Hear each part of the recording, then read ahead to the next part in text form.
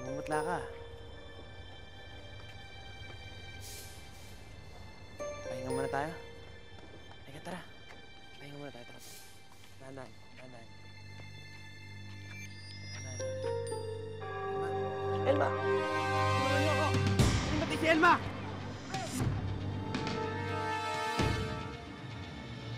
Nagkamit siya ng humigit kumulang na 460 medalya sa mga local at international track and field competitions.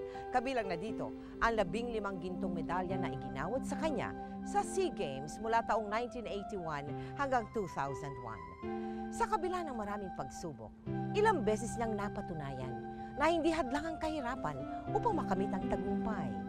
Mga kapuso, tukayan po natin ang kwento ng buhay ng binansagang long jump queen at Iron Woman na si Elma Muros. Runners, puesto!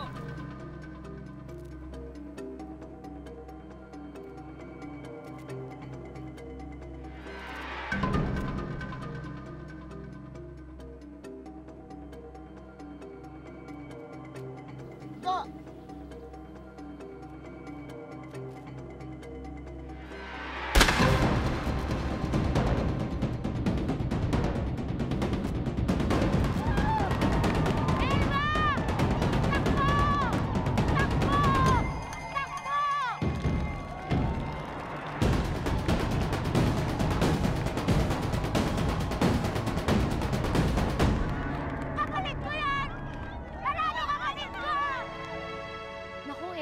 Kinabahan naman ako sa'yo. Ano ba nangyari? Nahuli ka sa arangkada? Natakot ako doon sa putok ng baril eh. Nawala tuloy ako sa concentration. Sus, parang hindi ka naman nasanay. Pero buti nanalo ka. Ang galing-galing mo, sis. Ang galing-galing mo talaga. Grabe. Ay. Congratulations! Ang husay-husay mo, ha? Hindi po, coach. Salamat po. Pero hindi dito natapos ang pagiging champion mo, ha? Kailangan mong maghanda. Dahil ikaw ang magiging representative na probinsya natin para sa darating na Southern Tagalog Regional Athletic Association Meet. Nagaganapin sa Cavite City. Cavite? Talaga po? Eh, di ba po malapit sa Maynila yun? Ibig sabihin, makakarating na ako ng Maynila? Naku, malaking bagay po talaga to para sa akin. Maraming salamat po. Kaya ayusin mo yan, ha? Sige po, thank you po, sir. Okay. Naku, sigurado matutuwa ang tayo niya. Naku! Maynila, Cavite.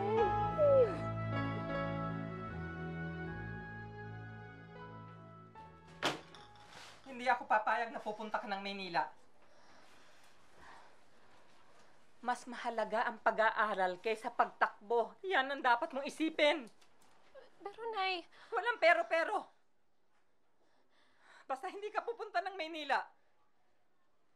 Sandali nga lang. Ilang beses ko bang sasabihin sa'yo, huwag mong isama yung kapatid mo sa mga laban mo. Nakalimutan mo na ba may sakit sa puso yan? Eh kung bigla yung atakihan habang nanonood sa pagtakbo mo, may magagawa ka ba? Ano ka ba naman? Puro ka negatibo. Isang malaking karangalan para kay Elma na mapili na maging kinatawan ng probinsya natin. Isang magandang pagkakataon yan para sa anak natin. Nay, sana po maintindihan niyo ako. Alam ko naman po yung sakripisyong ginawa niyo para makapag-aral kami ng kapatid ko eh. Pero nararamdaman ko na sa pagtakbo ko magtatagumpay. Sana po maintindihan niyo. Ito ang magbibigay sa atin ng karangalan. Mas mahalaga sa akin ang pag-aaral nyo. Ang kapakanan nyo kaysa sa kung ano pa mang karangalan. Pero kung hindi yan ang importante sa'yo, wala ako magagawa.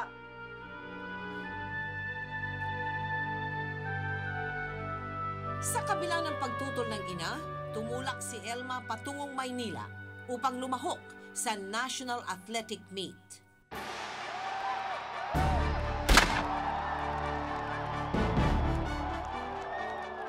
Sa unang sabak ni Elma, hindi agad ito pinalad. Subalit sa kabila nito, isang malaking pagkakataon ang nakatakdang makamit ng dalaga. Congratulations, Elma. Pinahanga mo ako sa pinakita mo kanina. Talaga ho? Eh, hindi nga ako pumangatlo eh. Mali ata kayo na kinocongratulate. Ako nga pala si Mr. Jimenez, representative ni Governor Rodriguez ng province ng Rizal. Maaaring hindi ka nanalo dito kanina, pero nakikita ko na malaki ang potensyal mo to make it big in the track and field arena. Kailangan mo lang talaga ng matinding training at disiplina Kaya kung gusto mo, pwede kang sumali sa team namin. Talaga ho? Eh, taga-Romblon ho ako eh. Walang problema. Wala kang dapat gawin kung hindi lumipat ng pag-aaral sa Rizal. Susuportahan ka namin mula sa pag-aaral mo hanggang sa mga susunod mong mga trainings. Yan ay kung papayag ka na i-represent ang Rizal sa susunod mong pagtakbo. Hindi nagdalawang isip si Elma. Agad niyang sinamantala ang pagkakataong iyon. Isang bagay na pagmumula ng hidwaan nilang mag-ina. Nakauwi na lahat ng atleta ng probinsya. Wala pa rin ang anak natin. Baka kung ano na nangyari dun sa batang yun. Relax ka lang. Baka na-delay lang yun. Anong relax? Ikaw ang may kasalanan nito eh. Konsentidor ka.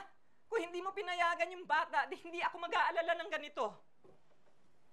Tay! Tay! Dito na si Elma! O, yan ang anak mo. Nay, Buti dumating ka. Kung bata ka, papatayin mo ako sa pag-aalala eh. Nay, pasensya na po. Tinapos ko pa po yung mga papeles na kakailanganin ko eh. Papeles? Anong papeles? Nay, kasi po, kailangan ko lumipat ng eskwelahan. Sa Maynila na po ako mag-aaral. May nag-alok po kasi sa akin ng training para sa probinsya ng Rizal. Libre po. Pati pag-aaral ko sa Maynila, sagot nila. Maganda naman po, kaya tinanggap ko na. Umuo ka kaagad. Hindi ka man lang kumonsulta sa amin. Pasensya na po, Nay. Biglaan po kasi. Tsaka isa pa, ito na yung pagkakataon ko na sumikat at makilala sa Maynila. Talaga palang bale-wala lang sa'yo lahat ng paghihirap ko para mairaos ka sa pag-aaral mo. Wala kayong siniksik dun sa ulo mo kundi ang pagtakbo mo. Nay, sana na yung maunawaan niyo ko. Para sa inyo naman tong ginagawa ko eh. Hindi ako magtatagumpay kung wala ang suporta tulong niyo.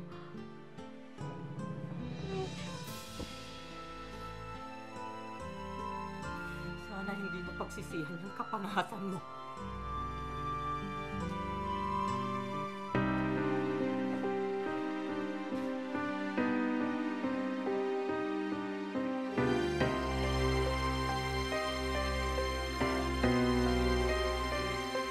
Tingin mo tama itong gagawin ko. Ayoko yatang umalis ng masama yung loob ni Inay. Huwag na lang kaya ako tumuloy. Ano ka ba? Wala namang masama kung pagpupursigihan mo yung pangarap mo eh. Yun lang, talaga nating maiiwasang may masaktang tayong tao. Alam mo, ako nang bahala kay Inay. Sigurado naman ako nag-aalala lang Inay sa'yo. Uhupa din ang galit nun. Ha? Oh, kagabi pa yan ha. Tuloy pa rin ba ang drama hanggang ngayon? Ha? Aba, umarya na naman ang pagkaiyakin ng ating kampiyon. Tayo naman, nalulungkot na nga ako eh. Ganyan pa kayo. Biro lamang.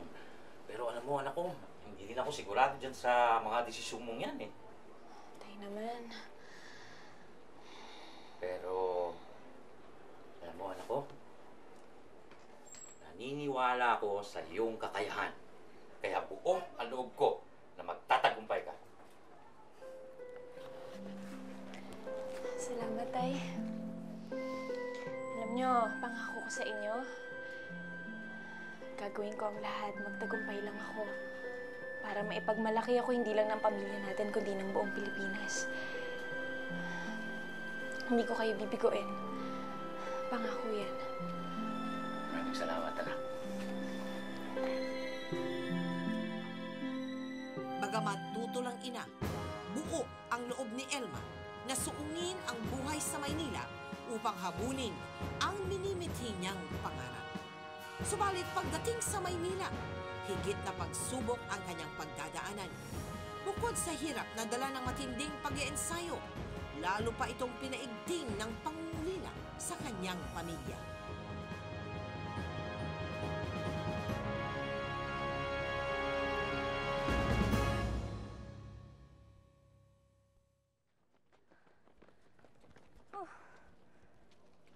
Very good, Elma. malaki na ang improvements mo mula nang ensayo ka rito. Tama-tama yan. Siguradong gold ka agad makukuha mo sa susunod na regional athletic meet. Talaga po, sir? Sigurado po kayo? Sigurado ako. 100%. Bakit? Hindi ka ba natutuwa? Masaya naman po ako, kaya lang, ibig sabihin po nun, yung mga kasama ko sa Romblon, makakalaban ko na. Ganun na nga. Pero huwag kang mag-aalala, Elma. Paligsahan lang to. Kung talagang tunay sila mga kaibigan, hindi sila magbabago. Kahit ilang beses kayo magkakaharap o magkalaban sa arena. Huwag ka na malungkot. Tama, sila nga dapat malungkot dahil sigurado na ang panalo mo. Kaya nga diba, dapat ngayon pa lang, mag-blowout ka na. Oo nga naman. Mag-blowout ka na. Sige, sagot ko yung turon mamaya sa kantin. Yes!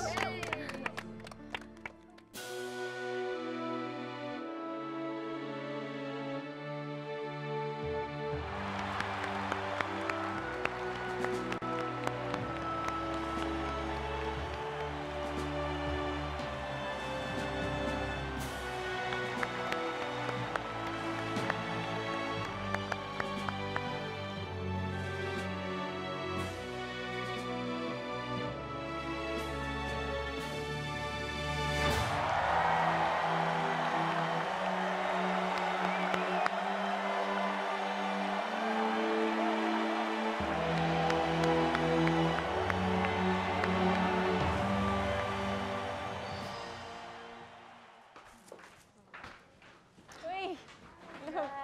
Thank you. Emily, Dali, kamusta na kayo? Ang tagal ko na hindi nakaka-uwi sa atin. Nakamusta sa eskwelahan? Tingnan mo nga naman, hindi na nahiya. At nakuha pa talaga tayong lapitan at batiin. Oo nga, di ba nasa Rizal ka na? Bakit kailangan pa malaman kung ano nangyayari sa Romblon? Ano ka ba naman, Dali? Ganyan talaga ang mga taong ambisyosa. Walang kahulugan sa kanila ang salitang karangalan. Nakita mo, imbis na probinsya natin ang representa, ibang bayan ang dinadala. Kapal ng mukha.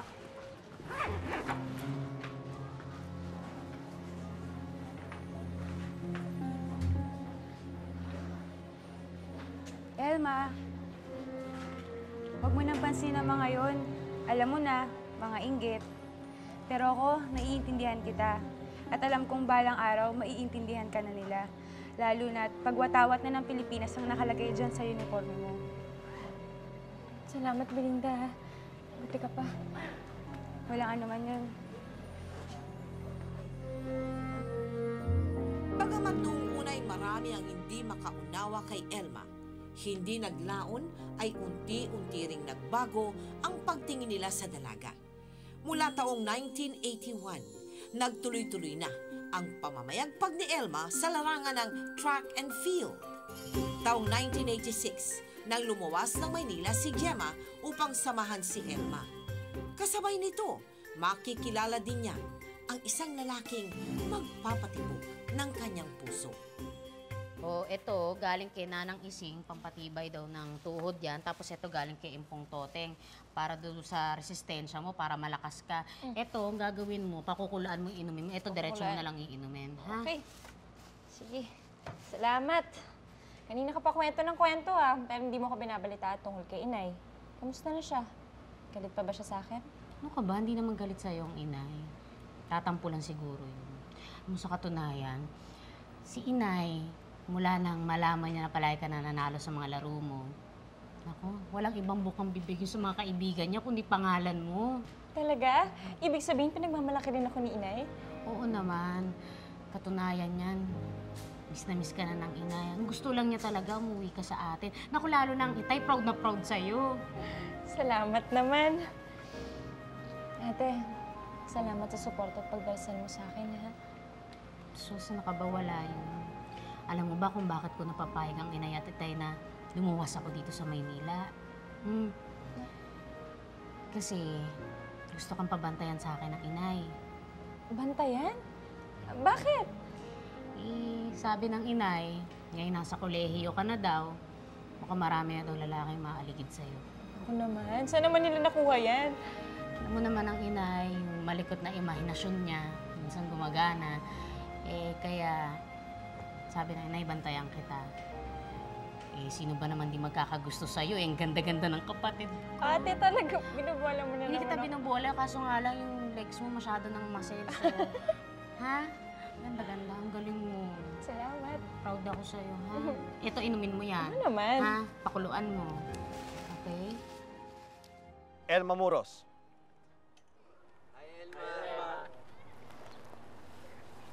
Jojo. Jojo Posadas.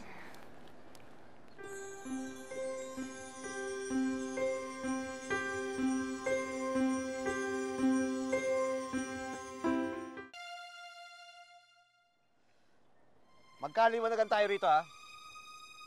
Tayo nandito para mag-training. At hindi para magligawan. Maliwanag ba? Opo. Maliwanag ba? Yes, Coach! Okay! 5 laps! Go! Go! Hindi may kakailang sa unang araw pa lamang ng kanilang pagtatagpo ay may namuuna agad na pagtitinginan sa pagitan ni na Elma at Jojo. Isang bagay na hindi magiging madali para sa dalawa. Lalo pat iba yung disiplina ang kinakailangan sa larangang kinabibilangan nilang dalawa. Ang galing mo pala talaga. Halos wala makasabisi sa practice race, ah. Hindi naman, tsamba lang yun. Hindi, totoo. Ang galing mo. Totoo. Ang galing mo talaga. Salamat. Eh, si ate oh, ate! Hoy! Si Jojo, ang ate Gemma ko. Kamusta po, Ate Gemma? Ate, masyado ka namang formal. Gemma na lang. Uy nga pala, tubig mo. Tsaka nagdala ko ni Ako na, merienda. ako na hawak. Salamat, ate. Sige. Thank you. Ako na. Sige, okay lang. Okay. Oh. Main Kain ka. kayo. Salamat. Pasensyahan na. Tubig mo, tubig. Buksan natin. Okay lang ako na. Hindi, ako na. Teka, may dumi yata sa... Okay. Mainom ka naman.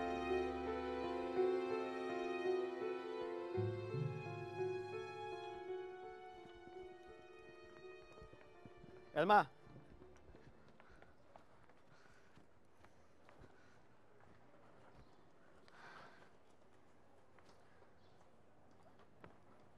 Alam mo, napapansin kong panay ang dikit sa'yo ni Posadas, ah. Nanliligaw ba siya sa'yo? Ho?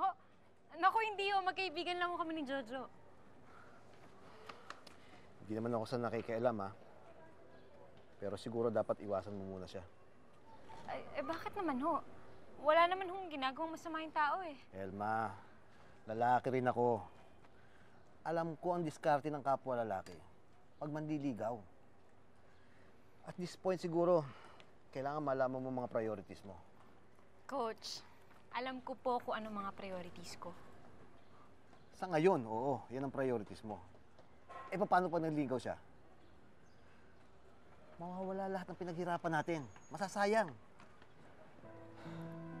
Pag nangyari yon, mapipilitan ako itigil ang training mo. Coach, pagtakbo ang dahilan kung bakit ako nandito sa Maynila ngayon. At yun din ang dahilan kung bakit ginagawa ko lahat ng mga pinapagawa nyo kahit na gaano kahirap yun. Dahil ito ang pangarap ko. Kung ganon, iwasan mo si Jojo. It's a deal. Tuloy ang training mo. Go! Matapos ang tagpong iyon, sinimula ni Elmang iwaglit sa kanyang isipan si Jojo upang pagtuunan ng pansin ang pag-iensayo.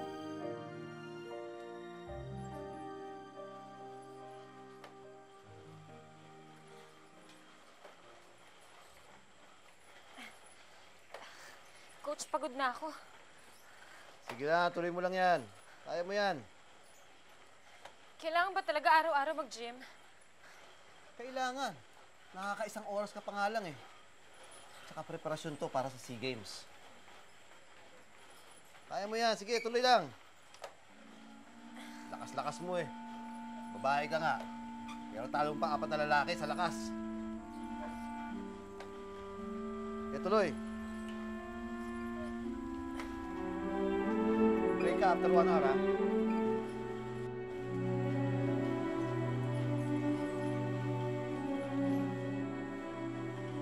Elma, mukhang puspusan ang ensayo niyo ni Coach, ha?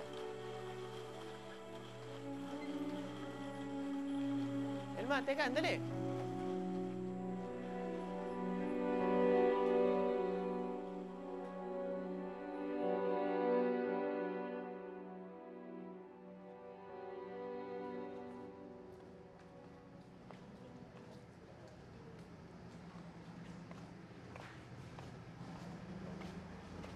Mukhang kanina ka pa dyan, ah. Problema? Wala. Medyo nakakapagod lang yung training eh. Pagod lang ako. Pagod sa training sa pagtakbo o yung pinagdaraanan ng puso mo ngayon? Hindi naman. Elma, wala namang masama kung mamahalin mo si Jojo eh. Alam mo, mabilis yung 100-meter dash ng buhay natin. Kaya kung ako sa'yo, bawat hakbang namnamin mo. Hindi naman papayag si Coach eh. Baka mamaya magalit pa yun sa akin. Teka, kung makapagsalita ka, parang na-in-love ka na. Ate, may hindi ka ba sinasabi sa akin? Hindi ka naman nagtatanong eh. Ibig sabihin, may naging nobyo ka sa probinsya nung umalis ako? Sa katunayan, mag-isang taon na kami. Ikaw talaga? Hindi mo sinasabi sa akin, ha? Talagang... Ate? Ayos ka na? Medyo sumakit lang yung dibdib ko. Mainit siguro kanina. Hindi. Sigurado ka? Okay lang ako. Inom lang ako ng tubig. Ito ka lang, babalik ako, ha?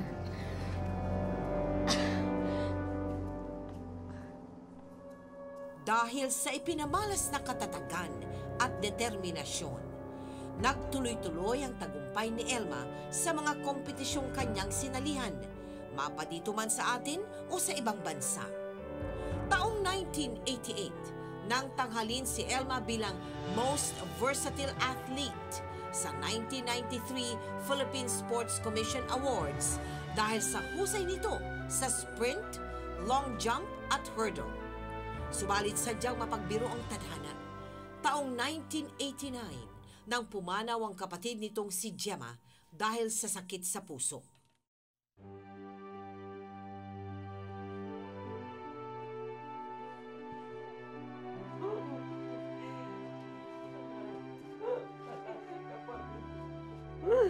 Wala na ang kapatid mo.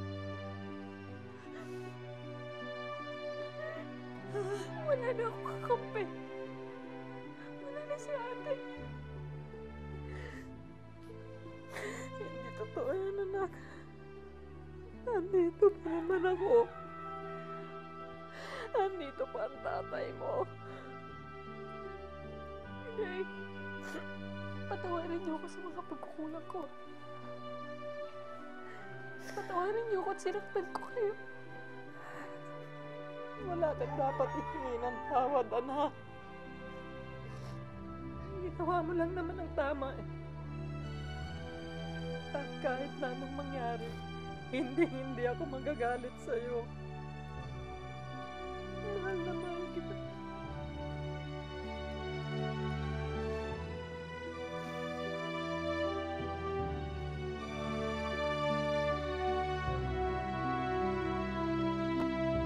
Matay ng kapatid, tila nawala ng kakampi si Elma.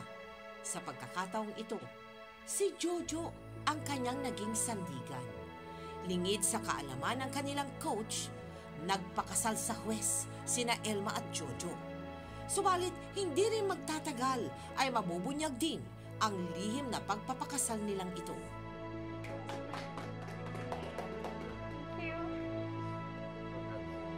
Kiss naman ang kiss.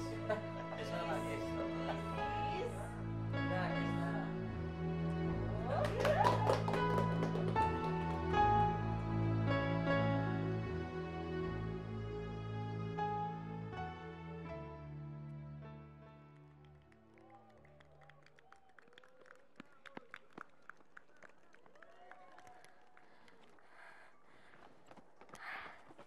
Ano nangyari? Ba't ka huminto? Baka po pwedeng magpahinga kahit sandali.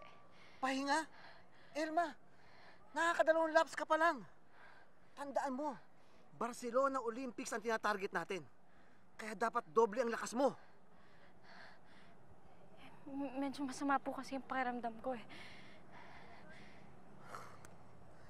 Ano nangyayari sa'yo? Palagi kang distracted. Wala ka sa konsentrasyon. Yan na nga ba sinasabi ko eh. Sinisira ka ng sarili mong desisyon. Tulad ng mga kasal-kasal na yan. Walang kinalaman dito ang pagpapakasal ko kay Jojo. Anong wala? Ba't ka nagkakaganyan?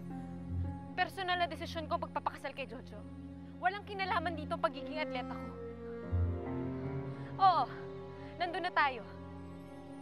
Kung hindi dahil sa inyo, hindi ko maaabot kung ano man yung tinatamas ko ngayon. Malaki ang utang na loob ko sa inyo. Pero hindi ibig sabihin noon pati buhay ko ipapatakbuhin nyo na. Meron din akong personal na desisyon.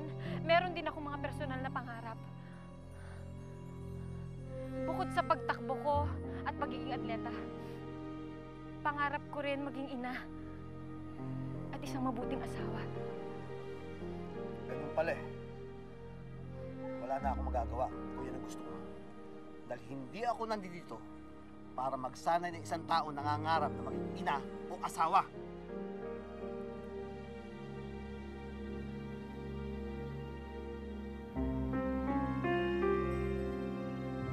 Pasensya ka na. Kung hindi dahil sa akin, hindi siguro masira ang relasyon ni Coach. Wala yun. Masaya naman ako sa naging desisyon ko magpakasal sa'yo eh. Salamat, Elma. Gagawin ko lahat para maging karapat-dapat sa'yo. Mahal na mahal kita eh. Salamat din, Jojo. Mahal na mahal din kita.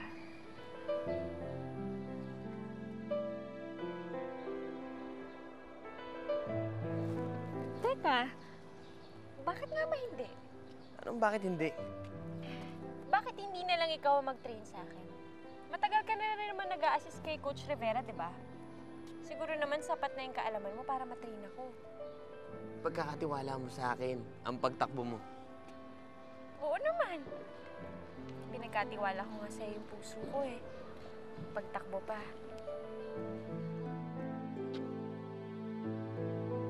Ang asawa nitong si Jojo ang tumayong coach ni Elma matapos magbitiw sa pwesto si Coach Rivera.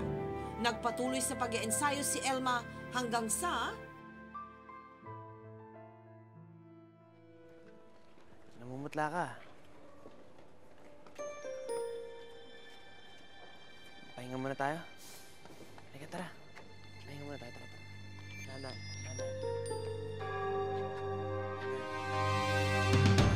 Elma! Tulungan ako! Hinimatay si Elma!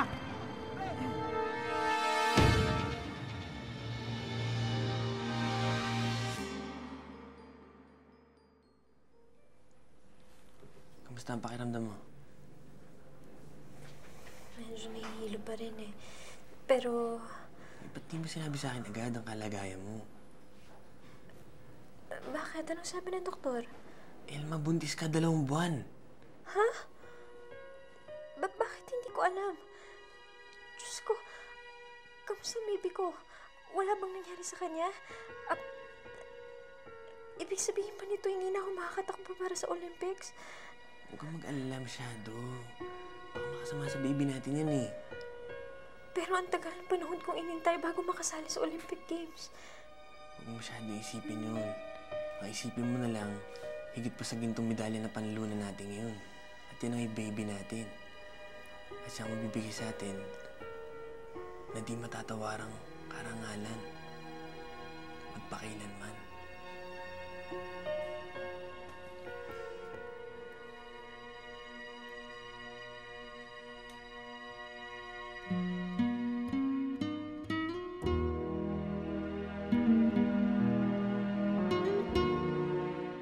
Bagamat hindi nakasali si Elma sa 1992 Barcelona Olympic Games, muli siyang lumahok sa 1993 SEA Games 3 buwan matapos siyang makapanganak. Pinatunayan niyang wala pa ring kupas ang kanyang galing nang makakuha siya ng 2 gintong medalya sa track and field ng nasabing kompetisyon. Itinanghal si Elma na long jump queen at kasabay pa noon ay gumawa siya ng panibagong Philippine at Southeast Asian Games record sa heptathlon. Seryosong-seryoso ka dyan ah. Alam mo, sobrang puti na ng uniforme mo. Hindi naman. Gusto ko lang makatiyak na malinis ang uniformeng susuot ko bukas. Iba kasi yung pakiramdam kapag alam mong malinis yung sinusuot mong uniforme. Pakiramdam mo parang angat na angat ka sa iba. Importante kasi sa akin na presentable ka sa harap ng mga atletang makakalaban mo. Yung tipong uniforme pa lang, feeling proud at panalo ka na sa harap ng mga Pilipino. Wow, ganun ba yun? Oo naman. Alam mo, mula nung nagsimula ako bilang atleta, nasanay ako ng laging malinis ang suot-suot kong uniforme. Kahit na hindi masyadong maganda o hindi magarbo, iba ang confidence kapag alam mong malinis ang suot-suot mong uniforme. Don't tell me yan ang sikreto mo kahit lagi ka na nanalo. Pero alam mo, tama ka eh.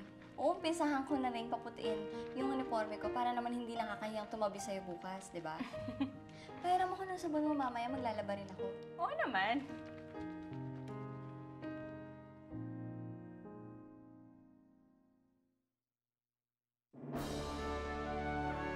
Hindi biro maging isang manlalaro. Ang bawat pilay, sugat, at pagkatalo ay tila mitsang umuubos sa iyong pagkatao. Pero hindi ito naging hadlang sa aking pagtakbo. Ito ang aking lokasyon. Ito ang aking mundo. Dito ko natutunan ang pinakamahalagang aral sa buhay ko.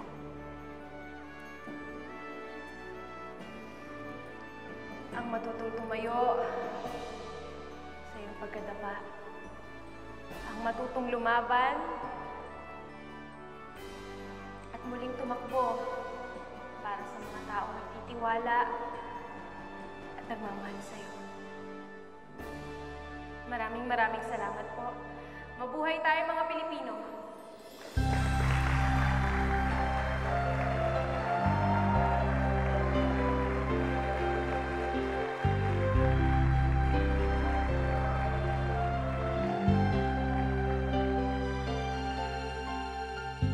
Elma, sa lahat ng tagumpay na natamo mo, lahat ng medalya, lahat ng mga trophy, alin doon ang talagang malapit sa puso? Alam mo, Tita Mel, ang SEA Games na yan ang pinaka-major na competition namin. Yung SEA Games na yan, lahat yan ay nakamit ko sa track and field. Oo. Ilang taon mo hinawakan ng corona dyan sa track and field sa SEA Games? Hanggang ngayon, Tita Mel, yung long jump, kaya nabansagan niya akong long jump queen. Hanggang ngayon, hawak mo pa yung long jump? Ang long jump akin. Ganon? Ilang taon ka na ba ngayon? Pwede bang malaman? 40 na ako, Tita Mel. Tignan mo nga yan. What does it take para maging magaling na track and field athlete?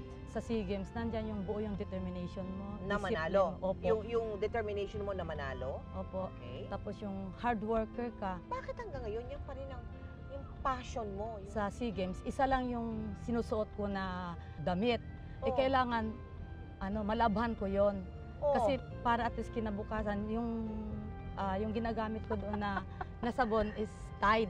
Kinabukasan man, lumaban man ako, kailangan maputi siya, kailangan mabangos siya. Dahil alam mo naman, ang long jump parang buhangin yon. So makikita yung dumi.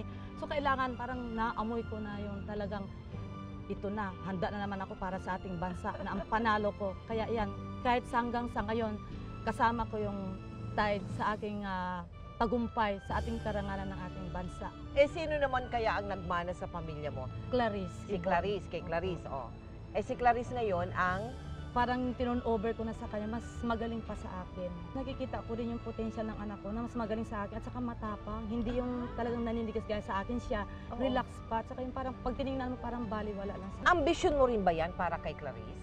Wala na rin ako magawa, Tita Mel, kasi unang-una nagpasalamat na ako kay Lord dahil binigyan siya ng pagkakataon na yung sa pag-aaral niya, mataas din yung grade niya. Wow, magaling pa sa school. Opo. Oo. Tapos ito nga sa paglalaro niya, talaga nag-i-excel din pati sa basketball. Pero ang paborito niya is track and field po. Anong mga aral ang mapupulot sa buhay mo? Kailangan nandyan yung magsumikap ka, yung determinasyon mo, hard worker ka, saka yung hindi ka makalimot kung saan ka nang galing. Binigay sa'yo ng talent na Diyos na minahalaga mo pa, na hanggang sa ngayon at magpakailanman ay tuloy-tuloy na walang patid na binigay ng Panginoon Diyos. Talaga naman. Kaya magpakailanman. Nagpapasalamat pa rin ako sa aking mga sumusuporta, lalo na sa paglalaro ko at yung pride na gabay ko sa paglaro dahil sa simula't simula pa lang talaga at galing na ako sa Romblon, talagang iyan ay kasama ko na sa buhay hanggang sa ngayon sa tagumpay ko. Pinapasalamatan ko sila dahil ang kalinisan, ang kabanguhan talagang nandiyan dyan. Kaya tagumpay ko, kasama ko yan. Talaga naman. Ay, maraming salamat ha, Elma. Ha? Thank you very much. Maraming pong salamat po. Gamitin Gabriel. namin ang storya ng buhay mo para kapulutan ang aral ng ating mga televiewers. Thank you very much, Elma. Salamat. Sa kasalukuyan, masaya si Elma sa piling ng kanyang asawa at 2 anak. Patuloy pa rin siya sa pagtakbo at pagtuturo sa mga kabataang tulad niya noon nangarap din ng tagumpay sa larangan ng track and field. Tunay na kahanga-hanga si Elma. Hindi lamang dahil sa dami ng karangalang inani niya para sa ating bayan, o hindi, pati na rin sa kanya ipinamalas na husay, tiyaga at determinasyon. Ako po si Mel Tiangco at ito ang kwento ng bawat isa sa atin. Ngayon, bukas at magpakailanman. Magpakailanman, hindi magbabago ang sinisigaw nitong aking puso. Magpakailanman, magpakailanman.